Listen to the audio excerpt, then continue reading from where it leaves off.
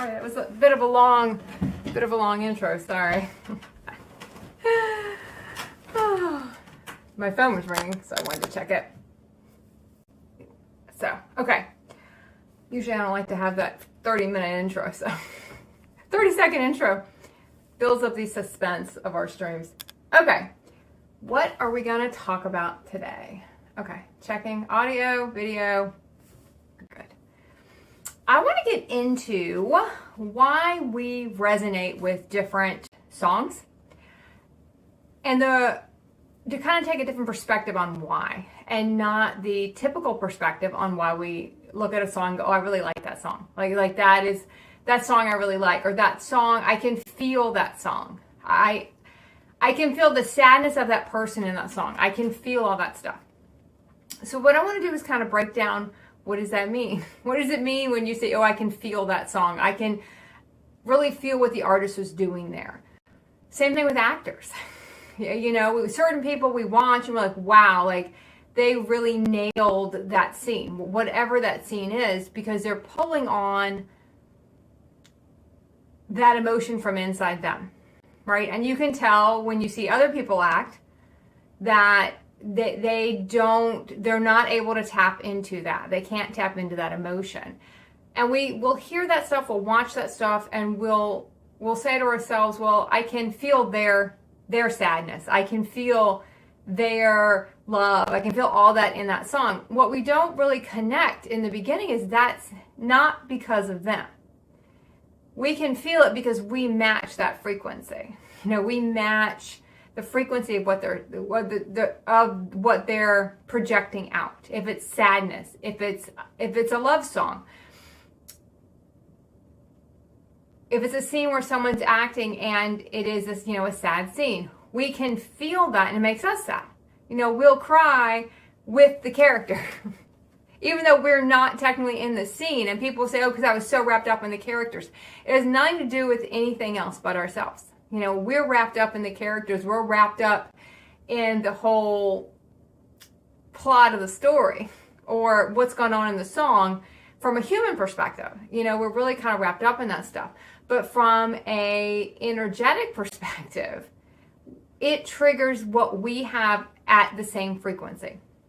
It triggers a match. And anytime it triggers a match, we are going to then kind of unearth, kind of dig down and pull up those exact same feelings. But it's still ours. So this is going to be, because we all hold a mass amount of sadness. We all hold a mass amount of grief. We all hold a massive amount of love. We all hold those things. It's just the deeper we go inside ourselves with our connection, the deeper we go inside, the higher our consciousness goes, we connect deeper and deeper in. And when we do that, we clear out more and more and more and more of the emotions that keep us disconnected from ourselves. You know, grief, shame, blame, guilt, and even, I'm going to call it conditional love, but I don't so much like saying it like that, but I'm going to call it that way. Conditional love in a sense of human love. You know, and human love has attachments to it. Human love has all of these, I don't want to say conditions again. It has kind of an obligation to it. It has I'll do this for you if you do this for me kind of thing. And even if we say we don't do that, look at a lot of our relationships we have when we're in our human aspect, and that's exactly what we do. You know, if you do this for me, I'll do this for you. If you do this, I'll do that. But if you don't do that, then I'm not going to do this. And those are very common kind of traits that'll flow through a lot of our relationships. So when we start digging deeper inside ourselves and we start going inside, we start pulling out the stuff that's not love. You know, we start not unconditional, pure love. And that's not human love. And so when we watch all these, you know, Cinderella type stories, that's human love. It's not depicting deeper relationships more than just human love. And once we get into a really tremendous integration of our soul and we feel that kind of love and that pure love, we can really start to kind of feel the difference.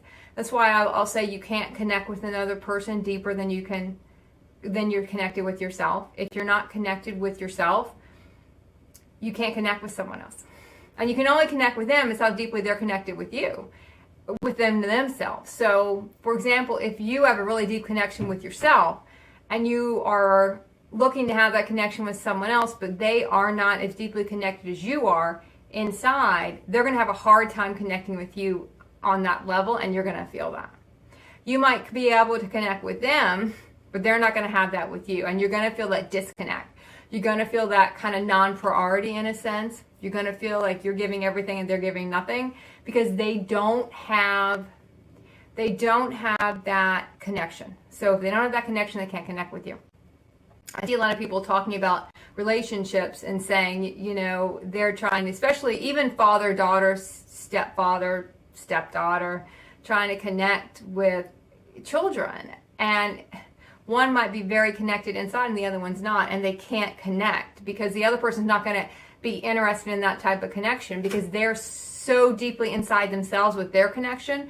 And if they're offered a connection that is not that, I'm going to use the word level here, but not to compare as a, you know, better than, just it's a different connection. And you can feel that disconnect in the connection. That's why it gets harder and harder. The deeper you connect with yourself and the more you purify your body with everything that's not pure source consciousness, which is not pure source unconditional pure source love, and you connect deeper and deeper in, it does get more difficult to find people with that same connection with themselves. So even though you can feel very deeply for them, you're not feeling that it's going to be able to be that type of relationship. So a lot of times we prune down our relationships quite a bit because we don't have that. We have a very high standard for that because we don't want to settle for anything that's not what we've already achieved within ourselves. It kind of goes back to that adage, you know, if they're there, it's a bonus, but they don't need to be there because it doesn't affect our happiness at all. It doesn't affect our connection. It doesn't affect our peace, our joy, our bliss. It doesn't affect any of that. So if they're there, they're there. Cat's coming through.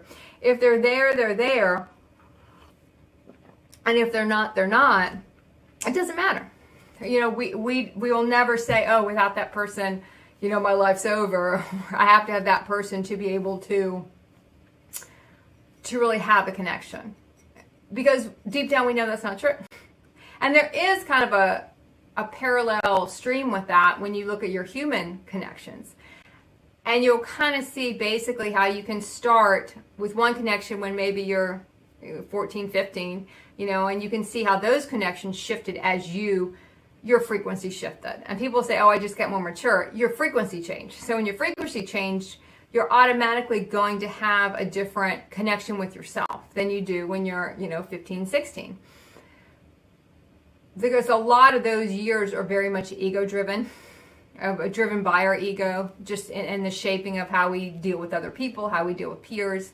And it really shapes a lot of how we feel about ourselves in this existence. But remember, we also want to compound on all our existences, not just this one. But as humans, we just see this one. So we'll look back and go, oh, wow, I can see how my relationships shifted. Not really seeing that we're the ones that shifted. We're the ones that now connect deeper with someone maybe when we're literally older than we did when we were younger, because now we're deeper connected with ourselves. Perhaps normally in a human connection, you're never gonna feel that connection on a human level like you will on a soul level. But in comparison to where we were when we were so many years ago, you're gonna feel a difference. And that's kind of the one thing that trips some people up when they talk about consciousness. They think humans are unconscious, and that's true. Our human aspect is the unconscious aspect of us, and now that unconscious aspect of our soul. That's all it is. People want to sit there and call it something else, you know, call it a shadow, call it something separate from us. It's just the unconscious parts of us. It's still part of us. It's just the unconscious part of us. But even when we're living in the unconscious parts of us, we're still guided by a conscious part of us. Whether we listen or not, whether we do it the hard way or not, it's still there to kind of catch us when we fall, in a sense, to get us to our next space we have to be, even though we're doing it blindfolded and unconscious for a lot of our human existence. until we decide to leave all that behind. You know, you're still going through a certain path. You're still raising your vibration. You're just doing it the harder way, and we're doing it the longer way. We're doing it takes a lot more linear time to get there because we're not listening. You know, we're going all around the barn. We're doing the same damn thing 15 times and trying to convince ourselves it looks different, even though it's exactly the same thing.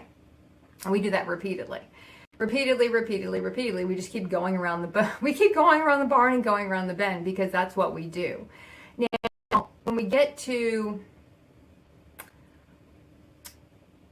certain parts of our journey, we will start to see that we feel more of a connection. So we'll find two things are going to happen. You're either going to deeply connect with things, like like I started this, songs. You're going to deeply connect because it's a frequency that's in the pitch of what they're saying that matches the frequency in your body. So it's going to bring up that sadness. It's kind of like empaths will say that. It's kind of a version of being an empath, or what someone was going to say is an empath. I feel your stuff. You can't feel anybody else's stuff. That's the biggest myth of being an empath. You only feel your stuff. What you're feeling is they are giving off a frequency. You're matching that frequency, so you feel the same thing. The minute you clear that frequency, you won't feel that anymore. So you're going to go through different iterations of this, right? You're going to be in your human iteration of this and living in that human consciousness where you are connecting and you might feel that connection, feel that sadness, feel that joy, whatever is the frequency of whatever we're listening to coming from that other person through some type of, we're just going to, for now, we're going to do songs and movies and stuff like that. You're going to kind of feel that. Or even we can do someone you don't even know. And a good example of that is when you feel a sadness from someone, but it's a sadness that registers with us. Like I was in the vet office again a couple days ago, which I've spent a lot of my time lately in the vet's office. And I was in the vet's office and someone came in with an animal that they were going to have to, you know, an older animal that you could just tell they were going to have to put it down. And everyone in there was almost like a hush that went over the whole vet's office and just the people out there with their animals because everyone had been through that. And where someone's saying, oh, an empath, oh, I feel that sadness. We feel that sadness within us because we still have some of that from when we had to do it. When we've had to do it in any existence we've ever had to do that in. It matches the frequency we have. Have we cleared some of it? Yes. We cleared some of it when we had to put our animal down. But there's still more there. And if you still feel anything when you're in that situation, you know there's still more there to come up. That's one reason why we created the situation, to be in that vet's office at that time when that animal comes in. We feel it all over again. It's not this thing where you're feeling someone else's stuff. You feel it all over again. There's more to clear. How deeply you connect with that is going to depend on where you are in your process. Sometimes we'll connect, what will feel a lot more, we're going to go quality over quantity here. As a human, we will feel that connection and perhaps feel that sadness if we're in our human consciousness and we're still living out that template. We're going to feel it. But we're going to feel it differently than when you feel it when you're living out on your soul template. You still might have it in your DNA to clear and it might feel deeper in. It will feel more profound. There will be a different feeling with it, even though it's the same emotion. Because it's so much more ingrained in. I don't really know another way. I don't know if there is a way to explain it. When you feel something on a human level and you feel something on a soul level, the difference, even though it's the same technically emotion, it's just humans, we're just clearing surface emotions because we have so much. Usually with humans, it'll be more dramatic in a sense. You know, a lot more tears, a lot hysterical. You know, when we're starting to clear in the beginning phases, or when we're going through, even in we're always in a phase of some type of clearing. No matter, even if you're in your human consciousness, you're still doing it. To me, it's almost a dramatic flair to it. When it's human, it's, you know, it can be a lot more dramatic and normally done in a more dramatic fashion. Whereas when you're clearing it on a soul level, when you're clearing it deeper within, I don't know if I should really say that's on a soul level or not, but you're just deeper in and you're clearing the same emotions. you're just deeper in. It's a deeper program. You know, you're just deeper in the stuff. So you've gotten rid of all the superficial stuff, the beginning stuff, and maybe that was more dramatic clearing, more screaming and wailing, and sometimes you can even do that on a soul level. But we don't project it at others, and normally we don't have those types of clearings around others. We can feel that sadness. I know when I was in that vet's office, I could feel that. And I could feel like a tear, you know, coming in for every time I've had to do it, and I've had to do it quite a bit. And you could kind of feel it. But it's also a profoundness in what you're feeling. Because you know it's in your DNA somewhere still. Even though you would think, we've all had situations where we've cried so many times, we feel like I don't have any more tears for it. And sometimes we really don't. And we get to a point where we think that means we're done with it, or we think we're over it. Normally, it just means we have cleared so much of it that we don't have that mass amount of it anymore. We just might get one single tear, but it's a very profound, very deep clearing in that one tear. Whereas before we had so much, we might have cried for 3 hours and felt a little bit better. That's why we always feel better after we cry. It's such a great cellular cleanse. We might have felt a little bit better, but not to the extent we felt maybe years later clearing deeper in that same thing with one tear. The human aspect of us is always going to make it a lot more dramatic. So, you know, we'll hear a lot of stuff. We'll hear a lot of songs. And some songs you can see really connect deeply with people. And other people, you won't see that connection, and they might not understand why you feel so connected to a song. It's the frequency of the person singing the song. It's the frequency they're giving off. It's the emotional in the frequency. It's kind of like we talk a lot about reading our energy fields. Feeling the thoughts of others, you know, it's not too hard to do any of that. It's like reading minds. People say, oh, it's reading minds. It's reading the field. You can just pick up on that. You can feel that. And there are some times where either people have cleared it, so they don't have that deep, profound clearing anymore because they've cleared that part, or they're not deep enough in themselves anymore to clear any of it. You know, it can go one extreme or the other. Or if they're just starting getting into some of their clearings, and it's so dramatic. You know, it's so over the top, so dramatic. We're gonna post it on Facebook how sad we are. Because we also want attention for it. And that's another way to know you're still clearing, but you're clearing from you're clearing from an unconscious part of you. Maybe that's a better way to say it. You're clearing from your human programming. You're still clearing. You're just clearing from your human programming, so it's going to be more of a superficial clearing. Not that it's not important, but you're definitely going to start to notice the difference the deeper in you go. How profoundly, and you can be profoundly affected by something, and sometimes we get to the point we're not anymore because we've cleared it.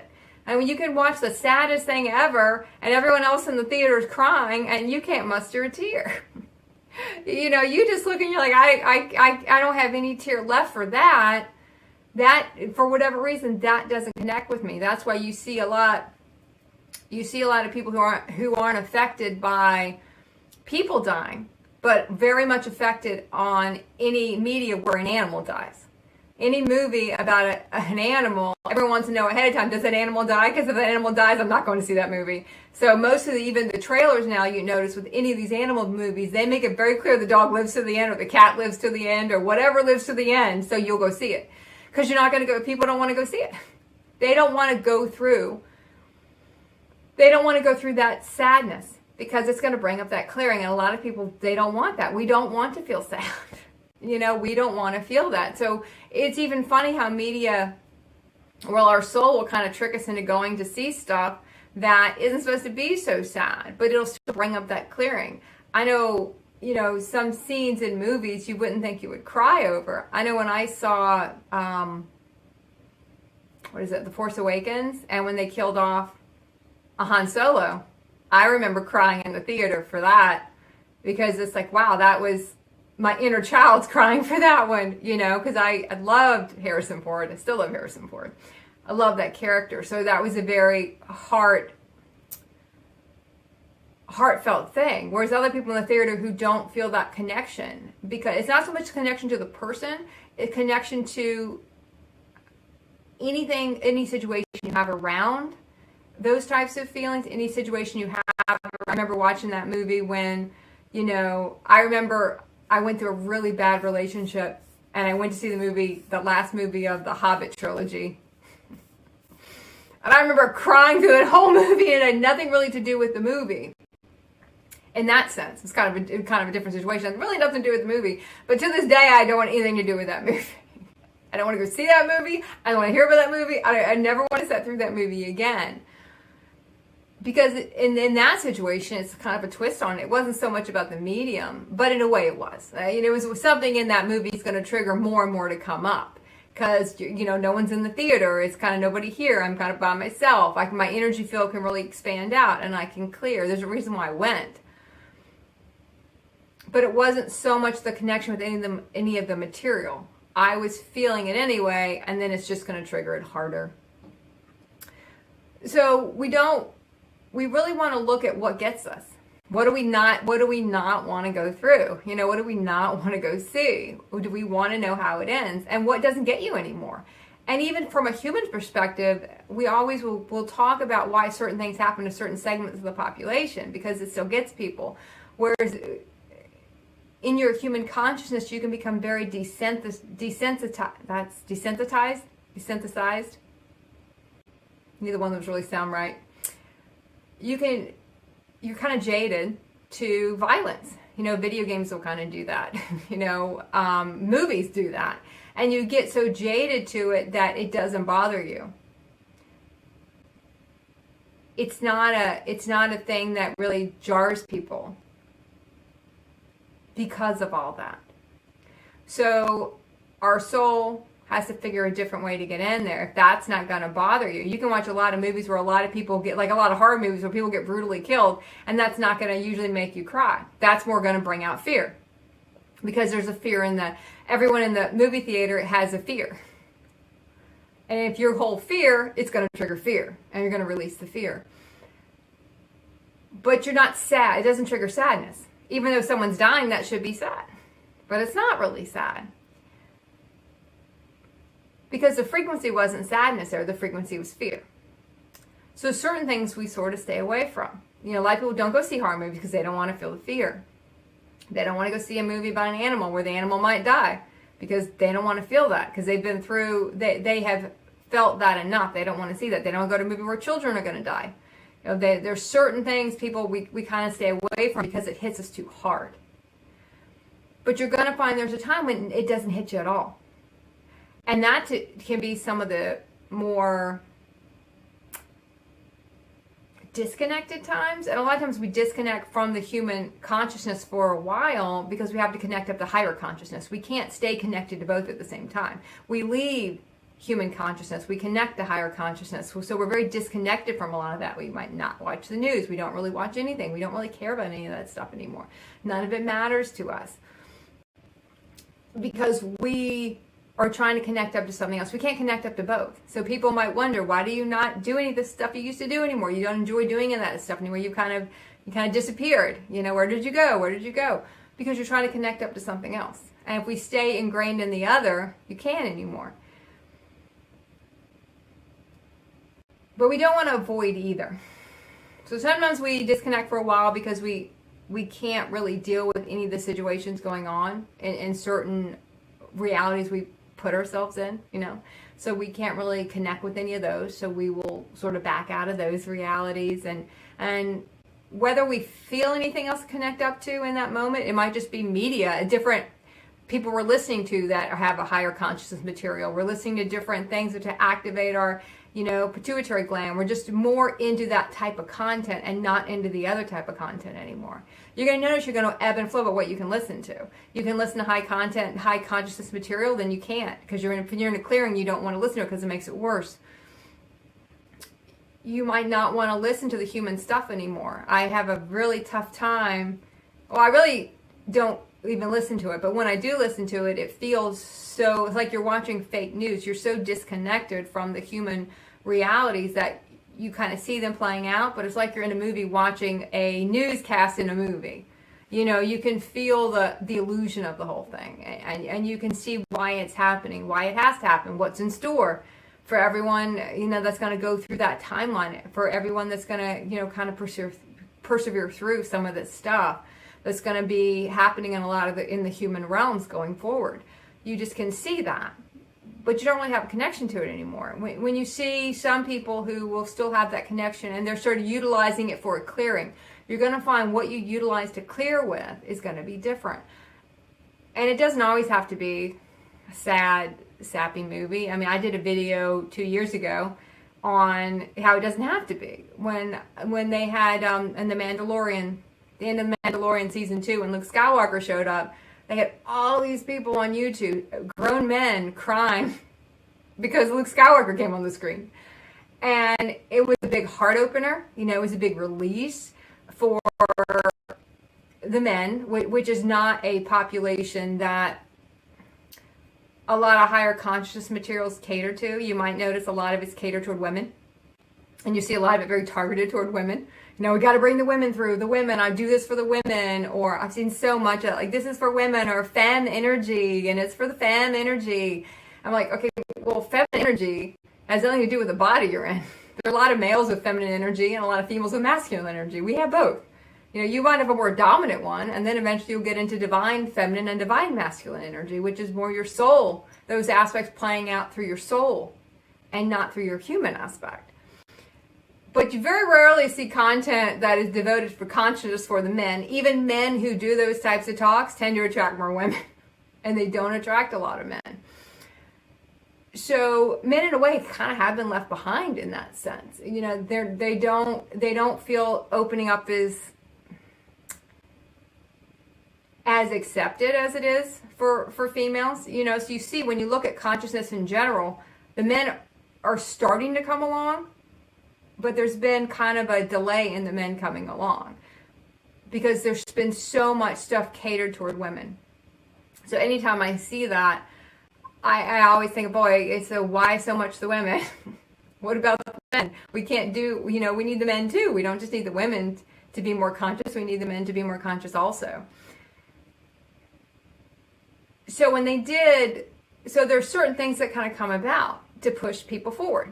If there's not someone out there putting out the content to attract men specifically, literally, where you would like, tune in and listen to someone, they're going to do, your universe is going to have you do it another way. You can create a reality that will cause you to have a lot of tears to come up and sadness to come up, and you might cry. Or you might just watch this one thing that's going to get you because you really want to see Luke Skywalker in his prime because you've never seen that. You didn't like the prequels. You didn't like the prequels. You didn't like the sequels, and you kind of want to see that, right? So let me get on there and let me see that. I kind of want to see that. And you just saw all these men crying, and all these other men sitting with them saying, "Oh, it's fine, you're crying. We totally understand why you're crying." And it was very supportive community in that sense to watch so many people open up. And it was just media. And when we say it's just media, that's what a human would say, it's just a movie. It's just a thing. It's not about the movie. It's not about the thing. It's never about that. It's about what it triggers. What it triggers for us inside. That's what matters. What triggers you, what doesn't. What gets that stuff out, what doesn't. It doesn't have to be this big, sad thing to trigger someone to cry. So no matter what phase you're in, whether you're in the I cry at everything phase, or you're in the I cry at nothing phase, I feel so disconnected and desynthesized to everything. And like I said, whether you're going through this in your human template or your soul template, whether you're in a pre-awakening, an awakening, an ascension, you're in the middle of ascension, we're always in ascension, no matter where you are. You're just going to find it's going to shift. You're going to find you're clear differently in your human phase than you're doing now. And people say, oh, I feel like people say, you're cold, you don't really care. It's not that you don't care. It's just you can't match that frequency, that exact signature anymore. So that's not going to bother you. You'll be surprised the things that don't get you anymore. And you can watch and you can be like, oh, that doesn't even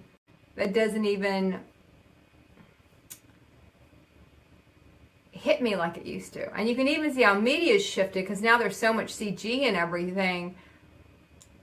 Everything it's not real anymore. You know, they're not using a real animal anymore when they're depicting this stuff. You know, they're using CGI. Everything's CGI now. And you're not really seeing. And that's now taking it a little bit back the other way, because people know that. So it can hit some people on the emotion, but some people they're not feeling that emotion anymore, because they know it's not a real animal. Even though technically the animal was fine before, but there does seem to be still kind of starting to be a disconnect between, and people are kind of starting to reject it. If you're noticing that, people don't even want to see that anymore. I want to see more practical effects now. I don't want to see that stuff anymore, because they want to have the clearings. Even though it's an unconscious place they're saying it from, it's still a conscious act. It's just from an unconscious program. They're not realizing that's what they're craving. They're craving the practical stuff. They're craving it to be more real because they want to feel it. And when they know it's not real, even though technically nothing is real, everything is an illusion to begin with, and they're seeing everything kind of pepper, you know, their illusion is still real to them. Whereas when they watch the movie, they know, well, that's an illusion within an illusion, and that's not even, you're not even using a real dog there. I can't even watch it, you know. That's a CGI. Obviously, we're going to have a CGI dragon. But it's funny how sometimes the CGI dragons, because we never expected them to be real in this reality anyway, can be sadder than a CGI dog, which we know is a CGI dog. So it's kind of fun to kind of start breaking that down and to see how everything is kind of shifting and turning on how even movies are made now, because we're not getting the same effect from people, because it's fake within fake. It's not authentic, no matter what medium you're working with. So that went a lot of different ways today. Let's see if I have anything.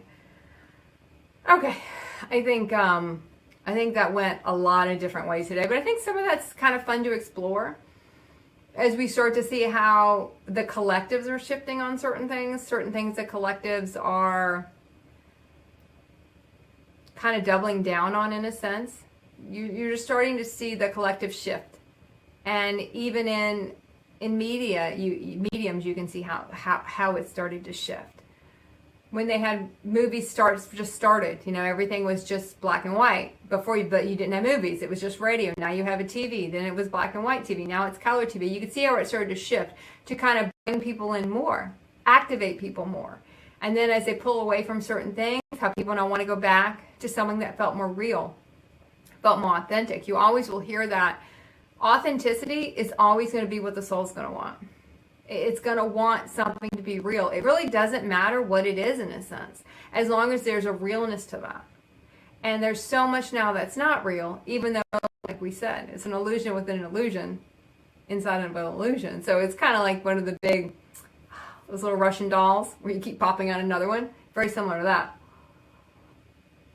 There's so many illusions going on, but you can feel it.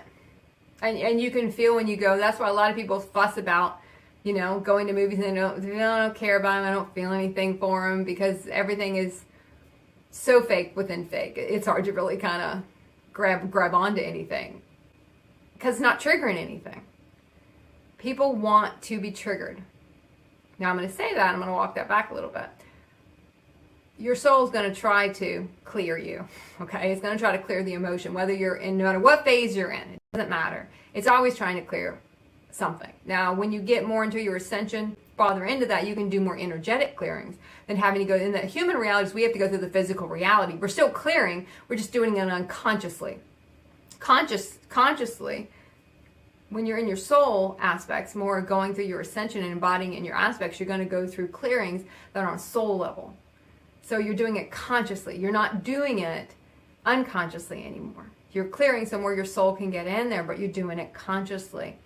Right now, people feel like they're not clearing as much as they used to. And they want that. They just don't realize that's what they want. They want to feel that connection, and they don't feel that connection anymore. Because so much of it is, and you could also take it a different way in saying, you know, some of the collectives are trying to kind of stop some of the clearings, you know, and you could go back into the COVID realities, and a lot of the clearings that happened with COVID, get the shot so you don't have to do the clearing. But people are going to have to do it anyway. You can't get around it. Hey, you're going to clear one way or the other. It's just you're going to set up the reality you want to go through to clear. So look what you're avoiding. Because if you don't do it that way, your reality, your universe is going to set up another reality for you to clear. Look what you resonate with. Look what you don't anymore. But don't judge where you are or where anyone else is. That is the biggest thing. Judgment is the biggest thing everyone has. Because everyone wants to kind of go through that judgment phase on how someone else feels, how they feel. Everyone has an opinion on something. Humans have opinions, you know. When you're operating from your soul aspect, you don't really have opinions anymore. You just know. In this moment, I know this is how I feel about this. Now, that might change in the next moment. That's why truth is kind of a word we don't throw around much anymore. It's my truth now. That might not, it's aligned now. Might not be aligned in 10 minutes, but it's aligned right now. Things shift a lot and change a lot because you're looking at it vibrationally. One person shifts in a reality, the whole reality goes sideways. And then we have to realign it or just exit out of it. So, okay. That was all over the place, but I think we hit on a couple good topics there for us to explore, and I will see everyone next time.